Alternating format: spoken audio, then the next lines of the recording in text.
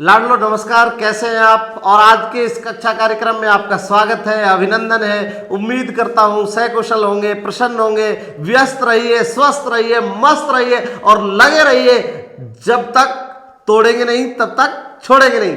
चलिए आज के इस कक्षा कार्यक्रम में मॉडल टेस्ट पेपर नंबर 17 आप लोगों के लिए लेकर आए।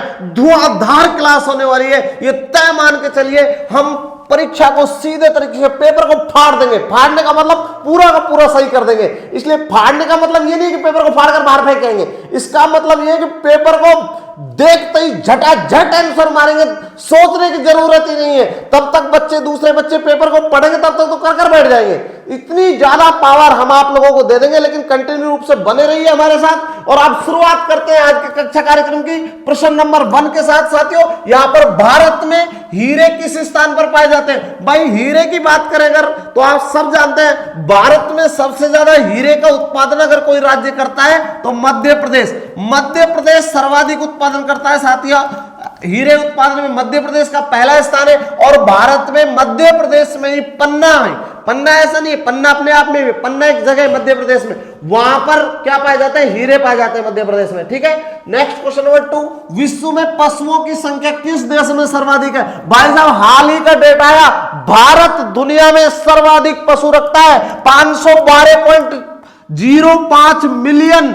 और पशु किसी देश के पास है तो वो भारत के पास है। ये भी अपने आप में यूनिक बात है। भारत दुनिया में सर्वाधिक पशु रखने वाला देश है। संख्यात्मक रूप से भारत का पहला स्थान। Question number 3। 13 अप्रैल 1919 को जलियांवाला बाग हत्याकांड, नाम तो सुना होगा, बड़ा ये विभत्स घटना है, भारतीय इतिहास में काला अध्याय है। कहां पर जनरल डायर ने गोली चलाने का आदेश दिया? कहां पर? अमृतसर में सभा चल रही थी साथियों, और वहां पर निहत्थे लोगों को मार दिया गया। ये भारतीय विभत्स घटना, भारतीयों को झकझोर करने वाली घटना। हालांकि बाद में जनरल डायर की हत्या हुई, हमने कर दी। तो यहां पर अमृतसर जलियांवाला बाग हत्याकांड जो हुआ, कहां पर? अमृतसर में। Question number 4। राष्ट्रीय विकास परिषद, नाम तो सुना होगा, एनडीसी, नेशनल डेवलपमेंट काउंसिल का अध्यक्ष कौन होता है? सबसे पहले एनडीसी की स्थापना कब हुई? तो साथियों, एनडीसी की स्थापना 6 अगस्त 1952 को इसकी स्थापना हुई। और यहां पर इसका पदेन अध्यक्ष कौन होता है? प्रधानमंत्री। एनडीसी का कार्य क्या था? पंचवर्षीय योजना, नाम सुना होगा, पंचवर्षीय योजना को मंजूरी प्रदान करना। क्या कर प्रदान करना था? मंजूरी प्रदान करना। ठीक है, तो राइट आंसर क्या हो जाएगा? प्रधानमंत्री। चलिए साथियों, नेक्स्ट क्वेश्चन नंबर 5। मीनाक्षी मंदिर कहां स्थित है? मीनाक्षी टेम्पल। छोटे से तब एक अध्याय चलता था 5वीं 4वीं क्लास में इंग्लिश में, मीनाक्षी टेम्पल। साथियों बहुत इंपॉर्टेंट है, मदुरई में। और मदुरई कहां है? तमिलनाडु में। तो मीनाक्षी टेम्पल कहां पर होगा? तमिलनाडु में। चलिए यहां पर, यहां माउंट आबू राजस्थान में, वाराणसी आप सब जानते हैं उत्तर प्रदेश में। कोणार्क का सूर्य मंदिर तो सुना होगा, ये भी बड़ा प्रसिद्ध है, तो ये भी आपको याद रखना चाहिए। नेक्स्ट क्वेश्चन देखिए साथियों, 6 नंबर। वैदिक युग में राजा के पश्चात महत्वपूर्ण अधिकारी कौन होता था? पुरोहित। पुरोहित का बड़ा कद होता था। वैदिक युग में राजा के बाद अगर कोई द्वितीय महत्वपूर्ण अधिकारी था तो वो कौन था? पुरोहित था। चलिए नेक्स्ट क्वेश्चन साथियों, क्वेश्चन नंबर 7 आपके लिए स्क्रीन पर। कथकली नृत्य किससे संबंधित है? तो कथकली केरल, कहां से? केरल से। इसका राइट आंसर क्या हो जाएगा? केरल। चलिए नेक्स्ट क्वेश्चन नंबर 8। देलवाड़ा मंदिर। देलवाड़ा, गुरु से जरा दिल लगाकर आशा रखो, राजस्थान में चोटियों का क्रम है। सबसे ऊंची चोटी गुरु शिखर, फिर गुरु से फॉर शेर, दिल दे फॉर देलवाड़ा। देलवाड़ा कहां पर है? माउंट आबू में। माउंट आबू में कहां पर है? सिरोही में। तो ये सूत्र आपको याद होगा निश्चित रूप से, राजस्थान में चोटियों का अवरोही क्रम। तो यह देलवाड़ा मंदिर का है माउंट आबू में, सिरोही में। राइट आंसर हो जाएगा। नेक्स्ट क्वेश्चन देखिए 9 नंबर। शाकंभरी के चौहान वंश की स्थापना किसने की? साथियों वासुदेव चौहान ने शाकंभरी के चौहान वंश की क्या की थी? स्थापना की थी। राजस्थान से इसका सीधा संबंध है। Question number 10। मौलिक कर्तव्यों की व्यवस्था किस देश के संविधान से ली गई है? तो मौलिक कर्तव्य किस देश से लिए गए हैं? तो रूस से लिए गए हैं। पंचवर्षीय योजना भी किससे ली गई है? रूस से ली गई है। ठीक है, तो पंचवर्षीय योजना भी रूस से ली गई है। और मौलिक कर्तव्यों की व्यवस्था भी कहां से ली गई है? रूस से ली गई है। एक चीज और ध्यान रखिए, नीति निर्देशक तत्व, तो ये कहां से लिए गए सर? तो नीति निर्देशक तत्व किस देश से लिए गए? आयरलैंड से लिए गए, राइट, आयरलैंड से। तो इसका राइट आंसर क्या हो जाएगा? आयरलैंड हो जाएगा। चलिए नेक्स्ट आगे बढ़ रहे हैं, क्वेश्चन नंबर 11। संविधान की 8वीं सूची, संविधान में कुल सूची कितनी है? 12 है। 10वीं सूची का संबंध किससे है? दल बदल से, ये पूछा जाता है। 11वीं सूची का संबंध किससे? पंचायती राज से, ठीक है, पंचायती राज। और 12वीं अनुसूची का संबंध किससे? नगरीय निकाय, किससे? नगरीय निकाय। तो फिर क्वेश्चन चल रहा होगा सर नवीं अनुसूची, नवीं अनुसूची में वो कानून डाले जाते हैं जो वैधानिक रूप से कोर्ट में नहीं जाते। अब यहां पर 8वीं अनुसूची में कितनी भाषा है? 22 भाषा। राइट आंसर क्या हो जाएगा? 22। मूल संविधान में ये कम थी, ठीक है, 22 में देखे, पहले ही 18 थी, फिर 4 और जोड़ दी, कुल कितनी भाषाएं हैं? 22। और 22 को याद करने का सीधा तरीका मैं बता देता हूं, एसडीएम बहरोड, ठीक है, एसडीएम बहरोड, मैं यहां लिख रहा हूं सूत्र, एसडीएम बहरोड, याद कर सकते हैं आप लोग, बहरोड, ठीक है। इसका मतलब समझ सकते हैं आप, क्या हो जाएगा? सैंथाली, डोंगरी, मैंथाली, बोडो। तो ये आप याद रख सकते हैं, एसडीएम बहरोड। 18 + 4 कितनी हो गई? 22, ठीक है। यहां पर जोड़ी गई फिर आपकी 19वीं सैंथाली, फिर यहां पर डोंगरी, फिर मैंथाली और फिर बोडो, ठीक है। तो 22 भाषाओं को मान्यता प्राप्त है। क्वेश्चन नंबर 12, मथुरा किस नदी के किनारे? तो मथुरा किसके किनारे? यमुना पर। तो फिर ताजमहल की बात भी आ जाएगी। ताजमहल कहां है? आगरा के अंदर है। और आगरा किस नदी के किनारे पर है? तो यमुना पर, यमुना नदी के तट पर ही बना है ताजमहल, ठीक है। ये इसका राइट आंसर हो जाएगा। नेक्स्ट क्वेश्चन देखिए 13 नंबर, न्यायिक पुनरीक्षण किस देश के संविधान से? भाई न्यायिक पुनरीक्षण का मतलब न्यायिक पुनरावलोकन भी होता है, ठीक है। न्यायिक पुनरावलोकन किस देश? अमेरिका। तो ये व्यवस्था किस देश से ली गई? अमेरिका से ली गई। इसका राइट आंसर हो जाएगा न्यायिक पुनरावलोकन व्यवस्था किस देश से ली गई है। क्वेश्चन नंबर 14, झारखंड की राजधानी, सिंपल क्वेश्चन है, आप सब जानते हैं झारखंड की राजधानी कौन सी है? रांची। छत्तीसगढ़ की राजधानी कौन सी है? रायपुर, ठीक है। नेक्स्ट देखिए क्वेश्चन नंबर 15, निम्न में से सर्वाधिक लवणीय सागर, भाई निम्न में से पूछा है तो निम्न में से क्या हो जाएगा? लाल सागर। लेकिन विश्व का सर्वाधिक खारा सागर, ठीक है, विश्व का सर्वाधिक खारा सागर, तो विश्व का सर्वाधिक खारा सागर जिसका नाम ही मृत सागर है, कौन सा हो जाएगा? मृत सागर हो जाएगा। जॉर्डन में आता है, जॉर्डन, ठीक है, जॉर्डन में आता है, मृत सागर है, ये राइट आंसर हो जाएगा। और लवणता की बात करो तो 228 ग्राम प्रति हजार, समुद्रों की औसत लवणता 35 ग्राम प्रति हजार पाई जाती है। दुनिया की सबसे खारी झील, दुनिया की सबसे खारी झील कौन सी हो जाएगी? वोंजी। और दुनिया की सर्वाधिक खारी झील कौन सी है? वोंजी। दुनिया की सबसे बड़ी खारे पानी की झील कौन सी होती है? कैस्पियन सागर। तो मन में प्रश्न भी चल रहा होगा, विश्व की सबसे बड़ी मीठे पानी की झील सुपेरियर, ठीक है साथियों। अब ये क्रम आगे नेक्स्ट सर लेकर आ रहे हैं, मैं लेता हूं विदा। जय हिंद, जय भारत। हेलो एवरीवन, मैं Lakhan Chaudhary SK defence academy के यूट्यूब चैनल पर आपका हार्दिक स्वागत करता हूं। जैसा कि अपना सीरीज चल रहा है, वो चल रहा है सर आपका पेपर सेट चल रहे हैं। अब वर्तमान जो है वो 17वें नंबर वाला है। तो इधर देखिए सामने पहला जो है सर आपका वो है आपका अशुद्ध रक्त कहाँ बहता है। तो आपको याद रखना है सर कि जो अशुद्ध रक्त होता है वो सर कहाँ बहता है? आपके सिरा के अंतर्गत बहता है। तो इसका करेक्ट आंसर कौन सा भैया? आपका सिरा है।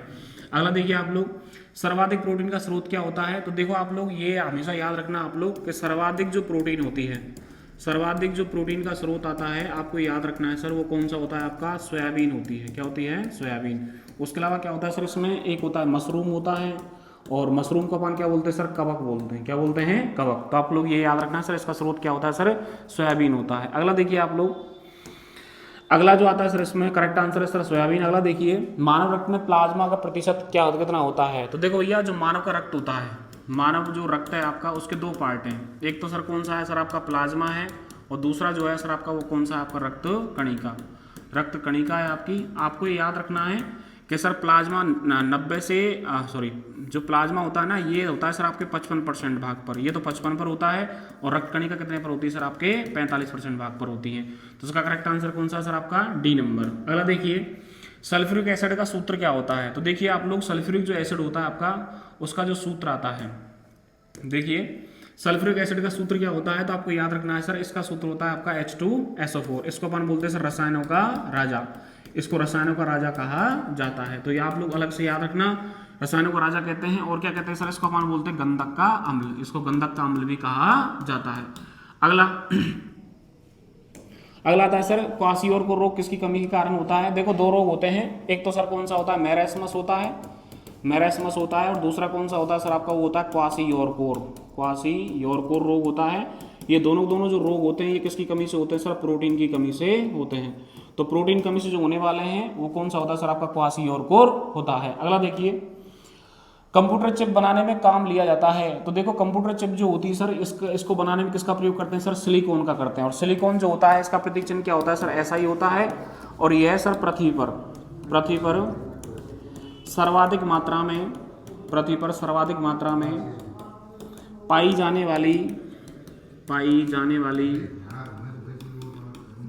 वाली क्या है सर आपकी, उपधातु है। क्या है भैया, उपधातु। अगला देखिए आप लोग, अगला होता है सर आपका संधारित्र संग्रहित होता है। देखो जो संधारित्र संग्रहित होता है धनावेश भी होता है और कौन सा होता है सर, ऋणावेश भी होता है।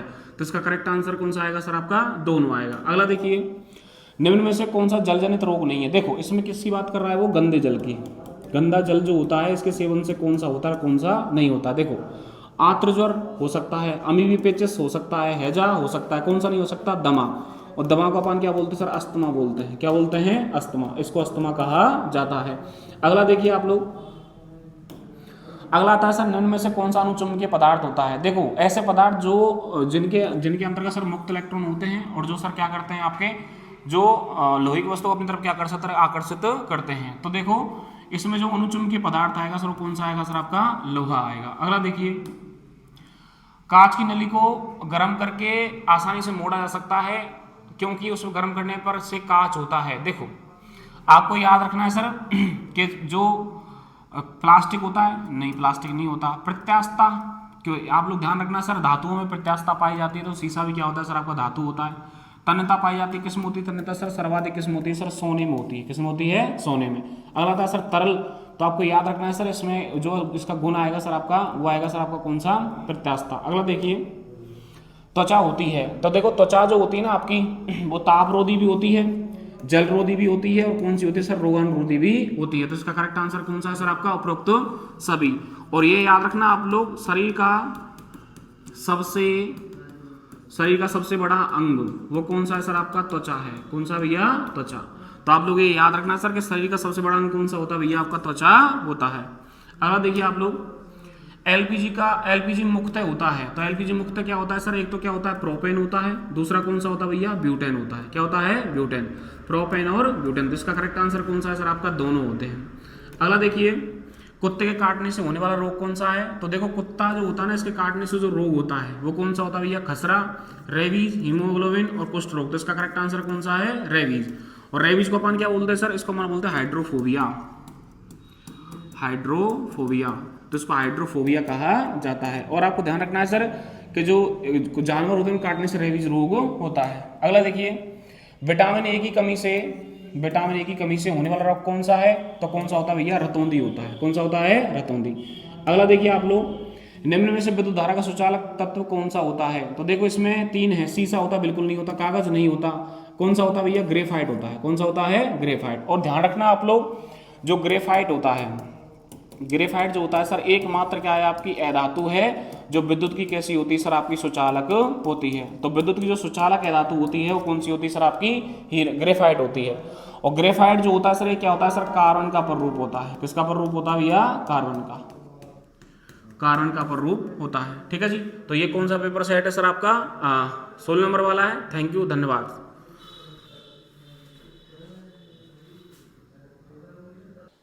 लाडलो नमस्कार। पेपर जो सीरीज चल रही है पेपर सेट 50 की, उसमें पेपर सेट 17वां है। 17वां प्रश्न में आपका मैथ का पहला प्रश्न है जो टेस्ट सीरीज का 31वां प्रश्न है। ऐसे ही आपके बीच में डेली 1-2 पेपर सेट की सीरीज आती रहेगी। 50 पेपर सेट की सीरीज हम आपको करवाएंगे और इसमें से हम आपको गारंटी दे सकते हैं, जो बच्चा ये 50 के 50 पेपर सेट पढ़ रहा है, एनालिसिस कर रहा है, इनका विश्लेषण कर रहा है, अपने नोटबुक में लिख रहा है, तो मैं गारंटी के दावे के साथ कह सकता हूं कि आप 45+ प्रश्न करके आओगे। बढ़ते हैं प्रश्न की ओर, देखते हैं 2 अंक की सबसे छोटी संख्या। प्रश्न दिया गया आपको 2 अंक की सबसे छोटी संख्या। देखो मैं आपको इसका बता दूं, एक अंक की संख्या होती है आपकी 1 से लेके 9 तक, 2 अंक की होती है आपकी 10 से लेके 99 तक, 3 अंक की होती है आपकी 100 से लेके 999 तक, ये 100। 4 अंक की होती हैं आपकी 1000 से लेके 9999 तक। ये आपकी दी गई है छोटी संख्या और ये दी गई है बड़ी संख्या। तो 2 अंक की छोटी संख्या कौन सी ला रहे हो? 10। तो इसमें 2 अंक की छोटी संख्या कौन सी आएगी? 10। यदि 1 अंक की कुल संख्या की बात करें तो 9 होती है, 2 अंक में कुल संख्या आपकी 90 होती है, 3 अंक में कुल संख्या आपकी 900 होती है, 4 अंक में 9000 होती है। जल्दी आपकी 5-10 दिन में कंप्लीट प्रश्नावलियों का विश्लेषण वीडियो विस्तार रूप में जल्दी आएगा यूट्यूब के, उसमें बिल्कुल डिटेल के साथ मैं पढ़ाऊंगा आपको। ये टॉपिक है जो संख्या पत्ती में आता है। तो इसका आंसर आ गया आपका, सबसे छोटी संख्या की बात करें तो 10 और सबसे बड़ी संख्या की बात करें तो 99 और कुल संख्या की बात करें तो कितनी होती है? 90 होती है, 2 अंक। अगला प्रश्न 1600 का वर्गमूल। तो 1600 का वर्गमूल लाड़ लो आएगा 40। 30 तक के वर्गमूल याद कर लेना आप, वर्ग 30 तक के वर्ग याद कर लेना और 20 तक के आप याद कर लेना घन। बहुत ही इजी हो जाएगा कैलकुलेशन आपका। पहाड़े तो आप चाहो तो 50 तक के कर सकते हो। ठीक। अगला प्रश्न, किसी वस्तु का क्रय मूल्य 500 रुपये, सीपी, कॉस्ट प्राइस 500 रुपये है और विक्रय मूल्य सेलिंग प्राइस एसपी 650 है, तो कितने प्रतिशत का लाभ हो? देखो लाभ हो रहा है प्रश्न में सीधा सीधा दर्शा रखा है। 500 रुपये में खरीदी, 650 में बेची, तो लाभ होगा कितने का? 150 रुपये। ठीक है। लाभ आता है विक्रय मूल्य माइनस क्रय मूल्य। ये विक्रय मूल्य, ये क्रय मूल्य। ठीक। लाभ परसेंट, लाभ बटा क्रय मूल्य। क्रय मूल्य 500 है मल्टीप्लाई 100, ये आ गया आपका 30%। देखो लाभ प्रतिशत हो या आपका हो हानि प्रतिशत, क्या हो? आपका हानि प्रतिशत हमेशा क्रय मूल्य पर ही निकलेगा। किस पर निकलेगा? हमेशा क्रय मूल्य पर। लाभ हो रहा है तो ऊपर लाभ आएगा, नीचे क्रय मूल्य। हानि हो रही है तो ऊपर हानि आएगी, नीचे क्रय मूल्य। गुणा किससे होगा? 100 से % निकाल। तो इसका आंसर आ गया आपका 30%। अगला प्रश्न है आपका 14, 28, 56, 84 का लघुत्तम समापवर्ती, मतलब कि LCM, लेस से पूछ रहा है आपसे। क्या पूछ रहा है? लेस से, लो कॉमन मल्टीप्लाई। ठीक। 14, 28, 56 और 84, 2 से डिवाइड किया 7, 14, 28 और 84 का आ जाएगा 42। फिर 2 से किया 7, 7, 14, 21। फिर 2 से किया 7, 7, 7, 21। 3 से किया 7, 7, 7, ये 7 21 में भाग देंगे, 7 आ जाएगा। 7 से क्या? 1, 1, 1। तो भाग देना है आपको जब तक यहाँ पे 1, 1 ना आ जाए नीचे। अब आपको मल्टीप्लाई करना है। 7, 21, 21, 42, 42, 84, 84 को 2 से गुणा करेंगे तो आपका आ जाएगा लाड़ लो 168। तो जो आपकी संख्या दी गई है 14, 28, 56, 84 का लेस से आएगा 168। ठीक। अगले प्रश्न की तरफ अपन बढ़ते हैं। 101, 103, 105, 107 और 109 का एवरेज औसत। ठीक। दी गई संख्या। तो मैंने आपसे पहले पेपर सेट में आ चुका है एवरेज का प्रश्न, जब कहा था कि जब लगातार संख्या हो, लगातार का मतलब उनमें अंतर भी लगातार समान हो सकता है या फिर लगातार भी हो सकती है, 2 का अंतर भी सब में हो सकता है, 3 का अंतर भी सब में होता है, ऐसी संख्याओं को लगातार कहते हैं। जब लगातार संख्या आपको दी गई हो और एवरेज पूछे तो पहली संख्या और लास्ट की संख्या जोड़ के 2 का भाग, 210 आ जाएगा। 2 का भाग देंगे 105, तो इनका एवरेज निकल कर आया कितना? 105। लगातार संख्या है तो पहली संख्या लास्ट की संख्या जोड़ के 2 का भाग देना है, एवरेज आ जाएगा। किसी वस्तु की त्रिज्या में 20% की वृद्धि करने देने से क्षेत्रफल पे क्या प्रभाव पड़ेगा? देखो इस टाइप के प्रश्न में पूछेगा आपसे परिधि, क्षेत्रफल और आयतन, 1 बार, 2 बार और 3 बार। अब ये बढ़ाते कैसे हैं? देखो प्लस वृद्धि की बात करा तो प्लस करना। सबसे पहले आपको 100 मान लें, 120 हो जाएगा, 20% की वृद्धि करवा रहा है और 120। ठीक। यहाँ पे पूछ रहा है आपका क्षेत्रफल। किससे पूछ रहा है? क्षेत्रफल। क्षेत्रफल में कितनी बार करना है? 2 बार। परिधि या परिमाप की बात करें तो 1 बार, आयतन की बात करें तो 3 बार। मैंने 2 बार कर दिया, देखो 1 बार और 2 बार। वृद्धि की बात करें 100 में जोड़ के लिखना है, कमी की बात करें 100 से घटा के लिखना है। अब आपका कैलकुलेशन बचा है 12 12 144, 100 से आपकी 144 हो गई तो आपकी कितने की वृद्धि हुई लाड लो? 44% की। ये आपका आंसर 44% की यहाँ पे क्या होगी? वृद्धि हुई। अगला प्रश्न है, दो संख्याओं की सबसे छोटी अभाज्य संख्या, जो 2 अंक वाली संख्या है, क्या है? 2 अंक की सबसे छोटी अभाज्य संख्या। तो 2 अंक की सबसे छोटी अभाज्य संख्या होती है 11। ठीक, सबसे छोटी अभाज्य संख्या होती है आपकी 11। और सबसे बड़ी की बात करूं तो यहाँ पे होगी आपकी 97, सबसे बड़ी। ठीक, ये आपकी सबसे बड़ी होगी। और सबसे छोटी अभाज्य संख्या की बात करें, कौन सी? सबसे छोटी अभाज्य संख्या आपकी आएगी कितनी? 2। कौन सी आएगी? 2। ये एकमात्र सम अभाज्य संख्या। कौन सी है? सम अभाज्य संख्या। ठीक, तो आपका आंसर आ गया ये 11, 2 अंक की सबसे छोटी अभाज्य संख्या। अगला प्रश्न है आपका, किसी संख्या का 20% यदि 60 है तो संख्या ज्ञात करना। 20% की वैल्यू, 20% की वैल्यू आपको 60 दे रखी है। 1% की वैल्यू आ जाएगी आपकी 60/20। संख्या निकालनी है, अपने आप में संख्या होती है 100%। 60/20 मल्टीप्लाई 100। 20 60 से कटेगा 3 बार, संख्या आपकी आ गई लाड लो कितनी? 300। ये आपकी 300। अगला प्रश्न, ए का 15%, का मतलब गुणा, परसेंट का चिन्ह हटेगा नीचे 100, बी का 25%। ठीक, बराबर में संख्या है। देखो ऊपर वाली से कटेगी, मतलब इसको अंश बोलते हैं और इसको बोलते हैं हार। 5 से डिवाइड होगी तो ये 3a हो गया, अनुपात ये हो गया आपका 5b। ठीक, तो इनमें a अनुपात b चाहिए, तो जब आप 2 संख्या में हो तो आप इनको क्या कर देना? उल्टा कर देना। तो a b का अनुपात कितना आ जाएगा? 5/3। ये आपका आंसर 5/3। अगला प्रश्न है, राम की आयु मोहन की आयु की 3 गुनी है। 2 कैंडिडेट हैं आपके पास, राम और मोहन। मोहन से राम की आयु 3 गुनी है। ठीक, यदि राम की आयु 15 वर्ष हो, 3 की वैल्यू आपको 15 दे रखी है, तो 1 की वैल्यू कितनी आ जाएगी? 5। तो मोहन की आयु कितनी आएगी लाड लो? 5 वर्ष। ठीक, अगला प्रश्न है, किसी वर्त का क्षेत्रफल 154 वर्ग मीटर, मतलब कि मीटर स्क्वायर। वर्त का क्षेत्रफल होता है आपका πr स्क्वायर 154। पाई का मान होता है 22/7, r स्क्वायर 154, ये 22 बटा वाला 7 है जो ऊपर चला जाए गुणा में। ठीक, 22 से कट गएगी 7 बार, r स्क्वायर 7 × 7, r स्क्वायर ये 7 का स्क्वायर हो जाएगी, डबल बार गुना है तो r बराबर आपकी आ गई 7 मीटर। इसकी त्रिज्या आ गई कितनी? आपकी 7 मीटर। ठीक है, क्षेत्रफल का सूत्र होता है आपका, वर्त का क्षेत्रफल होता है πr स्क्वायर, और यदि यहाँ पे परिमाप की बात करता है तो 2πr। ये आप सूत्र याद कर लेना। अगला प्रश्न है, ए की आय बी की आय से 25% अधिक है। 2 कैंडिडेट हैं, ए और बी। बी 100 मान लो, ए इससे 25% अधिक है, 125 हो जाएगा। अब पूछ रहा है बी की आय ए की आय से कितने %, तो बी है जो ए से कितने कम है? 25। 25 कम है कितने से? 125 से, मल्टीप्लाई 100। 25 से 5 बार, 5 से कट जाए कितने बार?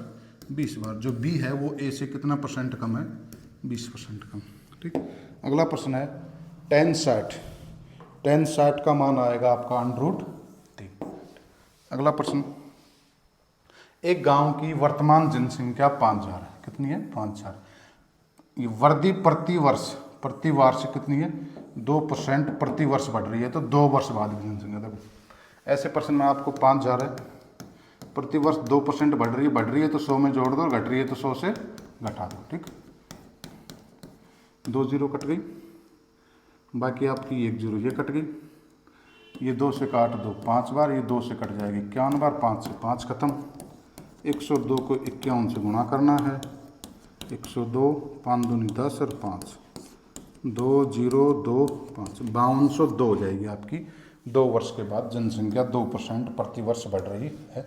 तो अगला प्रश्न है आपकी, एक वर्ग का परिमाप। देखो इस टेस्ट सीरीज में लगभग 5 से 6 प्रश्न आ चुके हैं आपकी क्षेत्र नीति से। एक वर्ग का परिमाप 1000 सेंटीमीटर। कितना? 1000 सेंटीमीटर। तो वर्ग की भुजा, वर्ग का जो परिमाप उसका सूत्र होता है 4 गुणा भुजा, ये परिमाप का सूत्र होता है। और यदि यहाँ पे क्षेत्रफल की बात करें, किसकी? क्षेत्रफल, ये होता है आपका भुजा स्क्वायर। ठीक, तो 4 गुना भुजा, 4 गुना भुजा बराबर आपको 1000 दे रखा है। ठीक है, भुजा 4 को पक्षांतरण करेंगे किस में चला जाएगा, भाग में। 4 से डिवाइड किया तो आपकी जो एक भुजा है वो कितनी आ गई, 250 मीटर की, सॉरी सेंटीमीटर, 250 सेंटीमीटर। ठीक, अगला प्रश्न आपका रीजनिंग का पार्ट स्टार्ट हो गया। 20, 32, 45, 59 और 74, देखो 12 का अंतर है, फिर उसके बाद 13 का, 14, 15 का, अब 16 का अंतर। तो 74 में आपको 16 ऐड करना है, ये आ जाएगा लाड़ लो आपका 90। ठीक, ये आपका आंसर 90। अगला प्रश्न है आपका TALE, TALE को LATE लिख रखा है। देखो T, ये जो T है, AL, मतलब शुरू के जो 3 अक्षर है उनको उल्टा कर रखा है, तो FAC और ये आपका E, ये आ जाएगा आपका FAC। जो शुरुआत वाले 3 अक्षर हैं, शब्द हैं, उनको पीछे से ले रखा है। अगला प्रश्न है B का भाई A है, B का भाई कौन सा है, A, तो जो मेल फीमेल है उसको प्लस माइनस से दर्शा लिया करो, मेल को प्लस।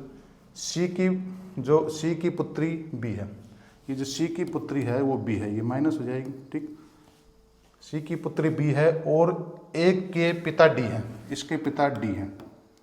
ठीक, ये प्लस हो जाएगी, इसके पिता D है तो ये इसकी पत्नी हो जाएगी माइनस। ठीक, C D से किस प्रकार संबंधित, जो C है, जो D की क्या लगेगी लाड़ लो यहाँ पे, पत्नी, क्या लगेगी, पत्नी।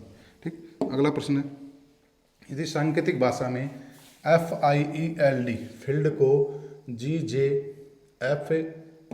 लिखा रहे, देखो F से G, I से J, E से F, एक प्लस कर रहा है सब में, तो यहाँ पे आप N में 1 प्लस कर दो, N का हो जाएगा M, O का हो जाएगा P, R का हो जाएगा S और M का फिर N हो जाएगा, फिर 1 का B हो जाएगा, L का N हो जाएगा, L का M हो जाएगा, एक प्लस। देखो कौन सा मिल रहा है आपको,